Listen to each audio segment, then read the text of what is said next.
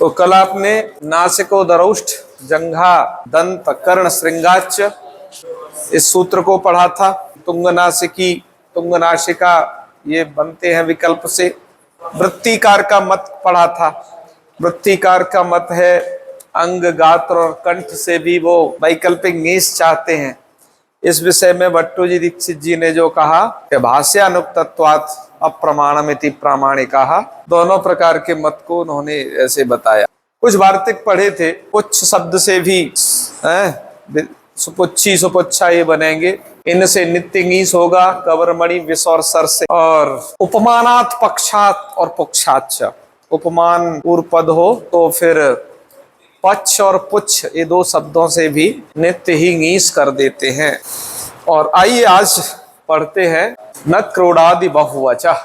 अब ङीस को आपने नित्य पहले पढ़ा, फिर विकल्प कहाँ होता है ये पढ़ा, स्वांगा चुप सदा, इधर विकल्प है इधर आगे। और अब यहाँ से ङीस कहाँ नहीं होता है ये पढ़ते हैं। साथ में आप ये पढ़ रहे थे स्वांगवाचक शब्द, तो ये आपको जो ङीस का निषेध बताया जा रहा है स्वांगवाचकों में बताया जा रहा है कि कहाँ स्वांगवाचकों में ङीस होता ही नहीं है। उस प्रकरण को पढ़ेंगे। यहाँ से अगले 4 सूत्र हैं वो, ठीक है, क्रमशः देख लीजिए सबको। न क्रोडादि बहुवचः क्रोडादेर बहुवचश्च स्वांगात् न ङीस। क्रोड शब्द के साथ में आदि शब्द जुड़ा हुआ है। इससे पता चलता है कि क्रोड अकेला नहीं है, बल्कि क्रोड आदि में है ऐसे कुछ और भी शब्द हैं। तो माने क्रोडादि क्या है, एक गण है, ठीक है। उस क्रोडादि गण में पढ़े गए शब्द हों, ये पहली शर्त। और बहुवच माने ऐसे शब्द जिनमें बहुत सारे अच हों, पर ये दोनों कैसे होने चाहिए, स्वांगवाचक होने चाहिए, ठीक है। स्वांगवाचक माने क्रोडादि गण स्वांगवाचक और बहुआदि में पढ़े गए वो बहुअच वाले स्वांगवाचक। इनसे क्या होता है, ङीस नहीं होता है। बना दिया कल्याणम क्रोडा यस्याह, जिसकी क्रोडा कल्याणमयी है। ताकि क्रोडा शब्द का क्या अर्थ है, ठीक है। दीक्षित जी लिखते हैं अश्वानाम उरह क्रोडा, अश्वों की जो उर माने छाती, उसको बोलते हैं क्रोडा, समझे। हालांकि क्रोडा शब्द के विषय में बच्चा मतांतर हैं। दीक्षित जी ने तो एक पक्ष लिखा, बाकी बाल मनोरमाकार का ये कहना है कि जो क्रोडा शब्द है अमरकोश के अनुसार भुजांतर मात्र वाचक है। तत्वोदनीकार भी कह रहे हैं क्रोडा मतलब दो भुजाओं के बीच का जो हिस्सा, अंतर माने मध्य का भाग, उसे क्या कहते हैं, क्रोडा। हिंदी की आम बोलचाल भाषा में क्या कहते हैं, गोद। क्या बोलते हैं इसको, गोद। इसको क्रोडा शब्द से कहा जा रहा है। तो इसलिए अंतर है इसमें। अमरकोशकार ने कहा है नना क्रोडम भुजांतरम, इससे उसको स्त्रीत्व और नपुंसकत्व विशिष्ट भी बताया गया है, माने त्रिलिंगी बताया है तब वो शब्द। और अश्वानाम उरह क्रोडा, इस अर्थ में ये हमेशा स्त्रीलिंग वाला ही बताया गया है। तो इस प्रकार से यहाँ जो क्रोड शब्द है वो स्वांगवाचक है, और ये जो है क्रोड आदि गण का पढ़ा गया शब्द है। इस कारण से कल्याण शब्द के साथ में इसका क्या हो गया है, समास। तो जिसके कारण से यहाँ पर ङीस नहीं होता है, क्योंकि क्रोड आदि के अंतर्गत पठित है, इस कारण से। और विग्रह क्या समझे थे, इसका विग्रह बोलो एक बार, बोलो जोर से बोलो। कल्याणी क्रोडा यस्याह सा, ये विग्रह समझना। उसमें बनाया इन्होंने कल्याण क्रोडा। यहाँ एक क्रोड शब्द स्वांगवाची था, लेकिन इस सूत्र के द्वारा निषेध हो गया कि क्रोडादि गण में पढ़ा गया जो भी शब्द होगा उसे क्या नहीं होगा, ङीस नहीं होगा, ठीक है। बहुअचों से बहुवच स्वांगवाचक का उदाहरण क्या है, ये नहीं दिया है ना। क्रोडादि का ही एक उदाहरण दिया है। चल, ताकि क्रोडादि जो गण है आकृति गण है। आकृति गण माने, आकृति गण कौन बता लेगा, बोलो। आज जिसमें कोई शब्द, हाँ चल तेरी तू बता क्या कहना चाहता है। हाँ जोड़ सकते हैं, पर कौन से, शिष्ट प्रयुक्त जोड़ सकते हैं, अपनी तरफ से लिस्ट नहीं बढ़ा देनी है है ना। संस्कृत में जो शिष्टों ने जो प्रयोग किए हैं उन्हें उसकी प्रकृति के अनुसार जोड़ सकते हैं।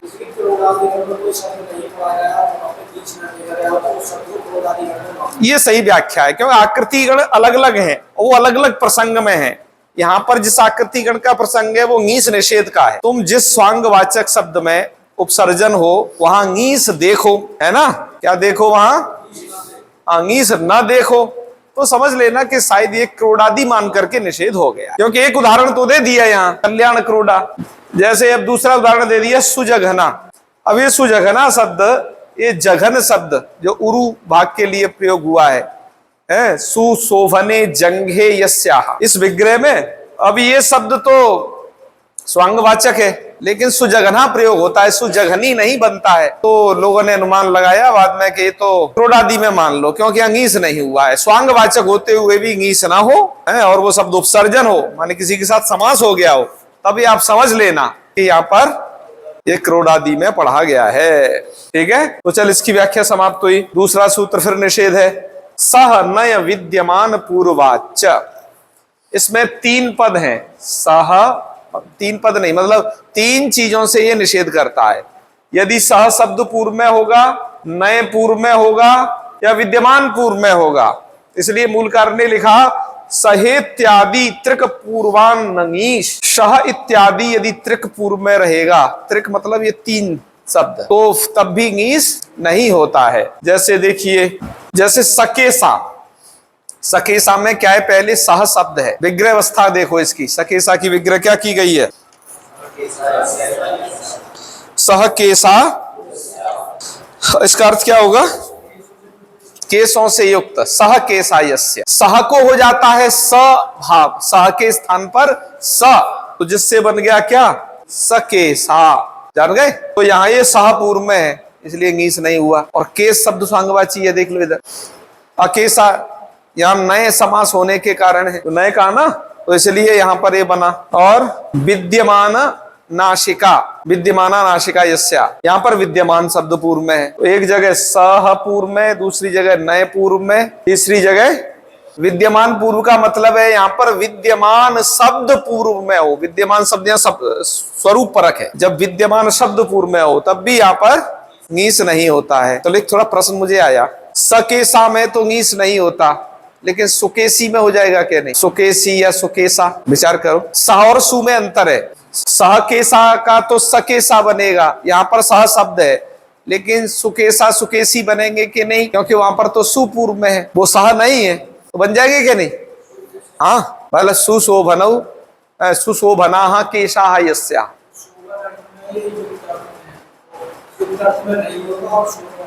अर्थ में नहीं जाओ, सह शब्द जब होगा वहां नहीं होगा, सु इससे भिन्न है, सु कोई सह थोड़ी ना है, तो वहां हो जाएगा वैकल्पिक व्यवस्था।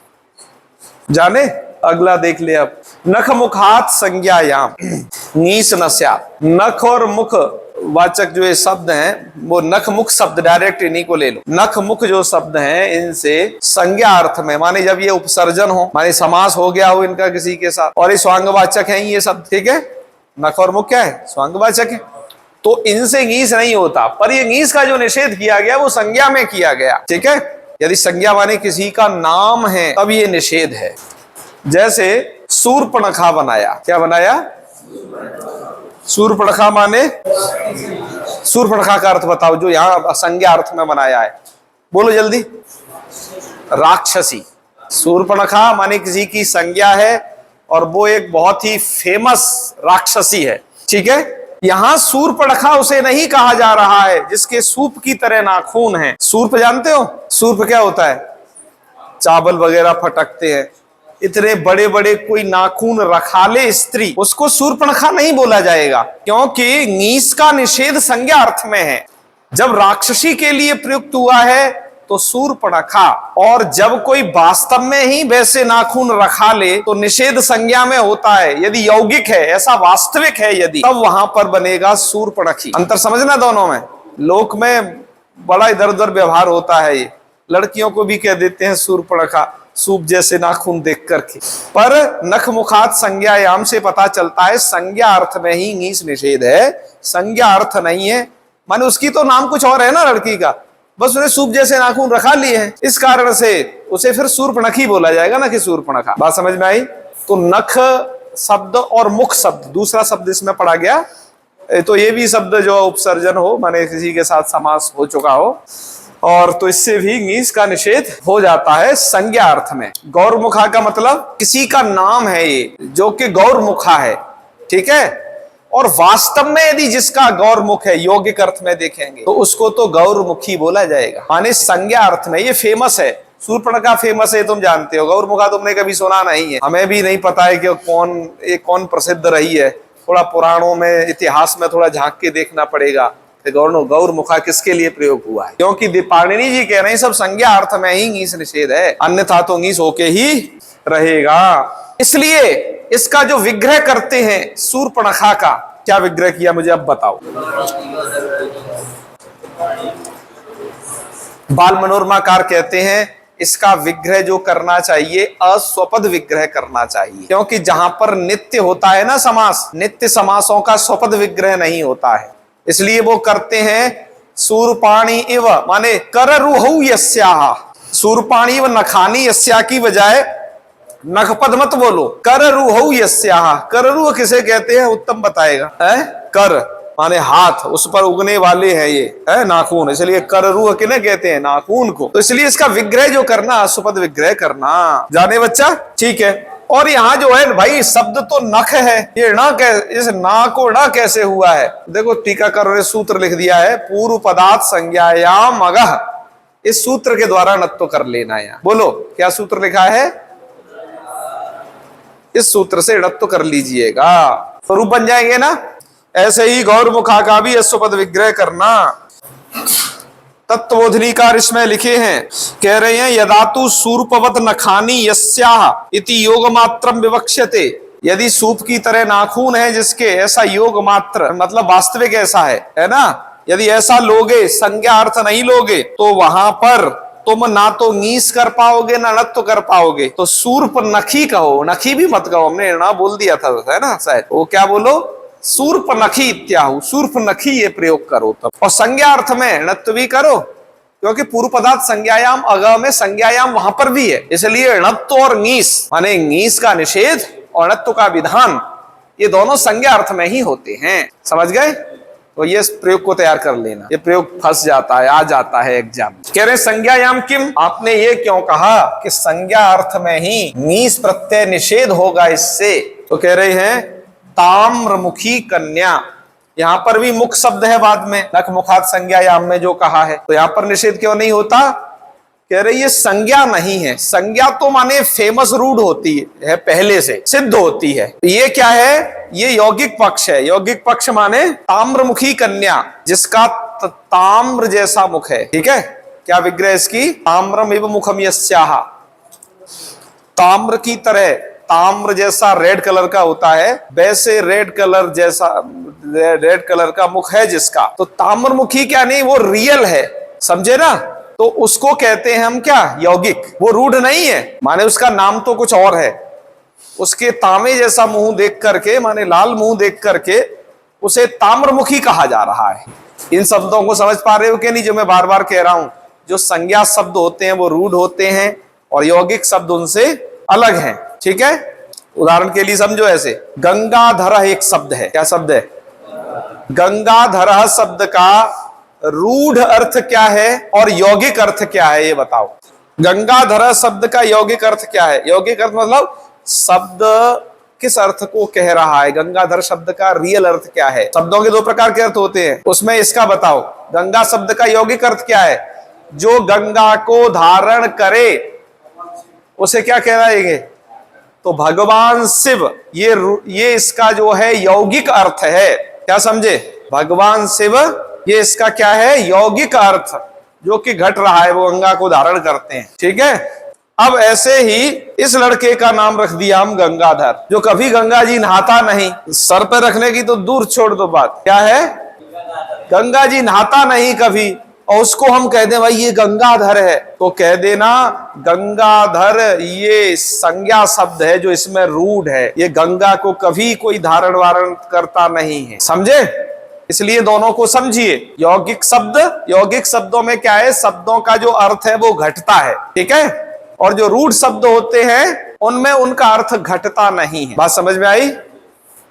मिस्टर शांति प्रसाद, वो एक काका कवि ने कविता लिखी, इस यौगिक और रूढ़ को इससे तुम और समझ लेना इस बात से कि मिस्टर ज्वाला प्रसाद देखे हमने ऑफिस में ठंडे और मिस्टर शांति प्रसाद चलाते देखे डंडे। क्या समझ में आया? एक का नाम था शांति प्रसाद, वो डंडा चला रहा है, समझे, लड़ाई झगड़ा कर रहा है कहीं, और जो ज्वाला प्रसाद थे वो बेचारे ऑफिस में ठंडे पड़े थे। ठीक है, मैं कई बार इस प्रकार के स्टेटस लगाता हूं जिसमें ऐसे नामों का बहुत जिक्र होता है, आप देख लिया करें। तो संज्ञा शब्द जो होते हैं वो रूढ़ होते हैं। सूर्पणखा के नाखून भले ही वैसे हो या ना हो, है ना, उसका नाम था बस वो, ठीक है। संज्ञा अर्थ में ही वहां ङीस का निषेध होगा। यदि यौगिक अर्थ है, मतलब वास्तव में जिसके सूप जैसे नाखून जिसके दिखे हमें, उसको यदि कहा जाएगा तो सूर्पणखा नहीं, बल्कि वहां ङीस का जो है वहां पर ङीस हो ही जाएगा, निषेध नहीं होगा, कहने का मतलब। तो सूर्पनखी प्रयोग होगा उसके लिए, बात जाने। चल आगे बढ़ते हैं। अब इसके बाद यहां पर लिखा है ङीप आदेश विधायकम विधि सूत्रम। यहां पर बल्कि ऐसा लिख देना चाहिए, मैंने लिख दिया है, ठीक है, इसके नेक्स्ट वर्जन में के ङीशः स्थाने ङीप विधायकम सूत्रम। ध्यान दो, ये वाली घटना तुम स्त्री प्रत्यय में पहली बार पढ़ रहे हो कि जहां ङीस भी और ङीप भी है, दोनों इकट्ठे हैं। ध्यान दो, एक ऐसा प्रयोग जहां ङीस भी है और ङीप भी है। क्या किया जा रहा है यहाँ पर? दिक् पूर्व पदान ङीप है ना, ये इसका अर्थ है किया जाता है दिक् पूर्व पदात स्वांगान्तात प्रातिपदिकात परस्य ङीसो ङीपादेशस्य। ङीस को ङीप आदेश किया गया है स्वांगवाचक का ही झगड़ा पूरा, इसलिए वो पूरा एक प्रकरण है। तो देखो शर्तें देखो, दिक् पूर्व पदात, दिशावाची शब्द पूर्व में होगा जहां, स्वांगान्तात और वो स्वांगांत हो ऐसा प्रातिपदिक, उससे परे ङीस को ङीप कर लिया जाता है, ङीस को ङीप कर लेते हैं। उदाहरण में देख लीजिए, प्रांगमुखी है ना, विग्रह क्या है प्रांगमुखी का?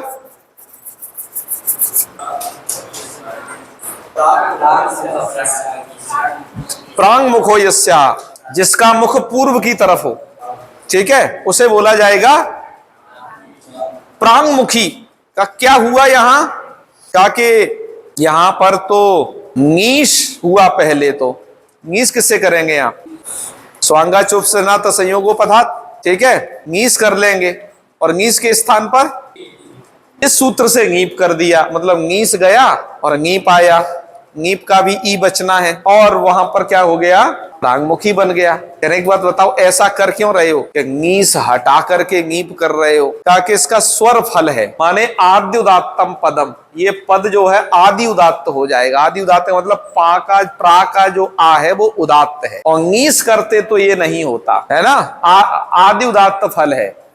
तो कहा भाई, प्रश्न समझ में आया ना, ये फल क्या बताया? आदि उदात्त। तो यहाँ पर बाल मनोरमा में भी प्रश्न किया गया है कि भाई ऐसा कर लो, डायरेक्ट ङीप ही विधान कर लो ना, फिर ङीस के स्थान पे ङीप क्यों ला रहे हो? उसका तो कोई अस्तित्व तो नहीं है। इस बात का उत्तर यहाँ पर बाल मनोरमा में बड़े विस्तार से दे दिया गया है, आप उसे पढ़ लीजिएगा। अभी मूल के हिसाब से इतना ही समझिए, दिक् पूर्व पदा ङीप एक ऐसा उदाहरण है, प्रांगमुखी उसका कि जहां पर ङीस के स्थान पर ङीप हुआ है, माने दोनों प्रत्ययों का अपना अस्तित्व है।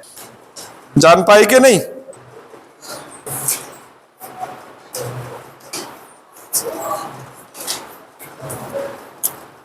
और इस सूत्र में अन्य तो ङीस सूत्र से ङीस की अनुवृत्ति हुई है, ऐसा लिखा है टीकाकार। अच्छा, ये मैं क्यों बता रहा हूं कि इस सूत्र में अन्य तो ङीस से ङीस की अनुवृत्ति हुई है? क्योंकि आगे वाले सूत्र का अब हम व्याख्यान करते हैं, उससे तुम्हें पता चलेगा। एक सूत्र है वाह, ये करता क्या है? ङीस प्रत्यय विधायकम विधि सूत्रम, ठीक है। यहां ये कहा जा रहा है कि वाहनतात प्रातिपदिकात ङीस स्यात्, माने ङीस की अनुवृत्ति अब इस अगले सूत्र में भी हो गई। अभी तक स्वांगवाचक शब्दों का सब झगड़ा चल रहा था ना, उसी विषय में समझिए आप। वो झगड़ा समाप्त होकर के वाह सूत्र कह रहा है वाहनतात प्रातिपदिकात ङीस स्यात्, वाह अंत वाले प्रातिपदिक हो, जिनके अंत में वाह ऐसा शब्द हो, उनसे ङीस हो जाता है। कह रहे हैं ङीसेव अनुवर्तते। पिछले सूत्र में तो दोनों आए हैं, ङीस और ङीप भी, लेकिन इस सूत्र में केवल ङीस की अनुवृत्ति होगी। दिक् पूर्व पदान ङीप से ङीप यहाँ पर अनुवृत्त नहीं होगा, क्योंकि 4 1 60 ये है, 4 1 61 ये है, ङीस ही अनुवृत्ति होगी, ङीप की अनुवृत्ति यहाँ नहीं होगी। इसलिए मूलकार ने लिखा वाहनतात प्रातिपदिकात ङीस स्यात्, ङीस ही होगा, यहाँ ङीप मत करना, उसकी अनुवृत्ति यहाँ नहीं है। नहीं लोगों को भ्रम हो जाए जी पिछले सूत्र में तो ङीप है, इस ये भी शायद सूत्र नीप करे, क्योंकि जस्ट से अगला सूत्र अनुवृत्ति जाएगी, रूप को देख करके ब्रह्म में पढ़ सकता है। अब यहां पर वाह अंत प्रातिपदिक क्या है? एक शब्द है ये द्वितीयवाट, समझ लीजिए द्वितीयवाट शब्द है। द्वितीयवाट शब्द से द्वितीयौ ही कैसे बना, इसकी प्रक्रिया बाल मनोरमा में देख लीजिएगा कैसे इस शब्द को सिद्ध किया है। आपको यहां इससे यह समझना है कि जो ये द्वितीयौ ही प्रयोग है इसमें इन्होंने ङीस किया है, क्योंकि वाह अंत प्रातिपदिक है ये द्वितीयौ, इससे ङीस करके क्या बन जाएगा? द्वितीयौ ही बन जाएगा। इसकी प्रक्रिया को देख लेना कि ये द्वितीयवाह से द्वितीयौ कैसे बना। द्वितीयौ बनने के बाद उससे ङीस हुआ है ना। यहाँ पर एक प्रक्रिया है, वो हलंत पुल्लिंग में पहले कही जा चुकी है, इसलिए यहाँ पर मूलकार ने कोई उसे लिखा नहीं है, टीकाकारों ने उसे लिख दिया है। तो बताओ द्वितीयौ में कौन प्रत्यय है, किस सूत्र से हुआ है? वाह। बस इतना याद रखना है इसमें, और उसकी प्रक्रिया देख लेना। रूप सिद्धि वालों को ध्यान देना है विशेषों से। इसके बाद ङीस प्रत्यय विधायक फिर सूत्र दिया। अब जो ये सूत्र दे रहे हैं ना, ङीस अभी तक तो निषेध कर दिया था, फिर दोबारा से ङीस स्टार्ट कर दिया। स्वांगवाचक शब्द समाप्त हो चुके हैं, उनकी अब कोई कहानी नहीं आ रही है यहाँ वहां के बाद। अब जो ये प्रयोग किए जा रहे हैं ये लौकिक और वैदिक दोनों भाषा में उपयुक्त होते हैं, इसलिए द्वितीयवाट चमे द्वितीयो ही चमे ये उदाहरण दिया, वेद का है ये उदाहरण। अच्छा, अगला भी जो दिया सख्य शिस्वीति भाषायाम, ये सूत्र भी ङीस प्रत्यय का विधान करता है। सूत्र बोलो क्या है? यहां पर सीधा सीधा ये कह दिया गया है सख्य और शिस्वी, शिस्व ये दो शब्दों से भाषा अर्थ में है। भाषायाम, भाषायाम का अर्थ यहां पर है ये जो लौकिक भाषा, उसमें क्या हो जाता है? ङीस हो जाता है। ठीक है, भाषा में ङीस करना है। भाषा में ङीस करने से वैदिक प्रयोगों में ङीस नहीं हो सकता था, लेकिन कुछ प्रयोग ऐसे मिले हैं उन वैदिक प्रयोगों में भी ङीस है। इसके लिए कुछ जुगाड़ सोचा भट्टोजी दीक्षित जी ने कि ये कैसे किया जाए, तो इसलिए उन्होंने यहां जो व्याख्या की और लिखा इति शब्दः प्रकारे भाषायाम इत्यस्य अनंतरम द्रष्टव्यम। ठीक है, दरअसल ये अर्थ नहीं है, अर्थ तो इस सूत्र का दिया ही नहीं है, मुझे अर्थ तो कुछ और करना पड़ेगा, इसको ऊपर खिसकाना पड़ेगा। बस अर्थ तो केवल इसका इतना ही होता है, सख्य और शिस्वी जो शब्द है मतलब सखी शब्द और अशिस्वी ये शब्द भाषा में प्रयुक्त होते हैं और छंद में भी प्रयुक्त होते हैं। अर्थ तो इसका ये कहना चाहिए, लेकिन ये अर्थ निकलेगा कैसे कि सखी शब्द और अशिस्वी शब्द, यहाँ पर ये कर लेना संधि विच्छेद, सखी प्लस अशिस्वी, इसको क्या बोले, क्या कहोगे? सख्य शिस्वी, एक साथ ये बन जाएगा। कहने का मतलब है सखी शब्द और अशिस्वी शब्द ये ङीषंत बनते हैं, ङीस प्रत्यय से बनते हैं, पर कहां? भाषायाम और वैदिक प्रयोगे च, और वैदिक प्रयोगों में भी बनते हैं। पर ये निकलेगा कैसे? सूत्र में तो भाषायाम कहा है, वैदिक ये शब्द तो इसमें आया नहीं है। तो इसके लिए दीक्षित जी ने एक तिगड़मबाजी भिड़ाई, क्या वो समझिए। इति शब्दः प्रकारे, इसका मतलब ये है सख्य शिस्वी भाषायाम में जो इति शब्द है इसका अर्थ है प्रकार, प्रकार माने टाइप्स। ठीक है, तो इति शब्दः प्रकारे, पहली बात कॉमा लगा लो, भाषायाम इत्यस्य अनंतरम द्रष्टव्यम, द्रष्टव्यः यहां पर क्या दिया है? शब्द दिया ना, तो शब्दः द्रष्टव्यः। और ये जो इति शब्द है इसको यहां से उखाड़ के भाषायाम इति के पीछे ले जाओ अर्थ करने के लिए, यदि वैदिक प्रयोगों में करना है तो ये अर्थ करने के लिए ऐसा किया जा रहा है। और शब्दों को हम रख सकते हैं अन्वय क्रम में, ये तो संस्कृत का अपना एक शैली है। ठीक है, तो इति शब्द को क्या कर लो? यहां रख लो। ऐसा करने से फायदा क्या होगा? जो हम अर्थ कह रहे हैं कि छंद में भी ये प्रयोग ङीस अंत वाले बन जाते हैं।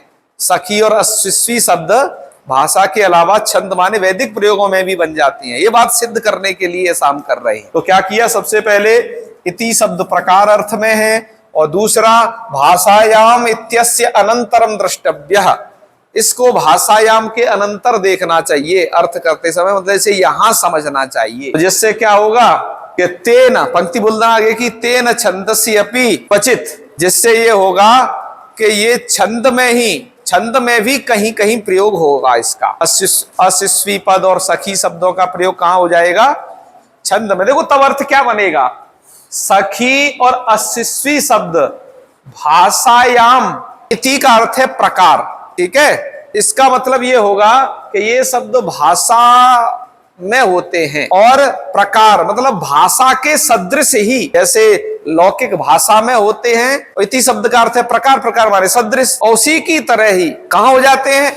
तो वेद आ जाएगा, क्योंकि संस्कृत वाङ्मय दो ही के लिए प्रवृत्त है, लौकिक और वैदिक के लिए। तो ऐसे करके उस वैदिक अर्थ को निकाल लिया जाएगा, जिससे क्या होगा? जो अगली जो लाइन है, तेन छंदसी अपि क्वचित, ये अर्थ निकल के सामने आ जाएगा कि छंद में भी अर्थात वेद में भी कहीं क्या हो जाता है? सखी और अशिस्वी शब्द बन जाते हैं। पहले जो यहाँ उदाहरण दिया जा रहा है सखी और अशिस्वी, ये लौकिक उदाहरण दे दिया, ठीक है। यहां पर सखी और अशिस्वी में क्या प्रत्यय हुआ है? ङीस हुआ है। सखी शब्द का अर्थ क्या होता है? बोलो भाई, सहेली को ही तो कहते हैं सखी। और अशिस्वी अर्थ का क्या, अशिस्वी का अर्थ क्या होगा? न विद्यते शिशु यस्याह, अमरकोशकार कहते हैं अशिस्वी शिशुना विना, जिसके कोई शिशु नहीं है ऐसी स्त्री को कहा जाएगा अशिस्वी, है ना। चलिए, ये लौकिक प्रयोग दे दिए, वैदिक प्रयोग ये दे दिया यहां पर, आधे नवो दुन्यात अशिस्वी ही। किस वेद का है ये? थोड़ा मैंने ढूंढने की कोशिश की थी, कहीं का होगा ये, वेद का प्रयोग है। देख लेना कौन सी संहिता में कहां आया है, हमें मिला नहीं, तो मैं मिले तो हमें सूचित करिएगा भाई।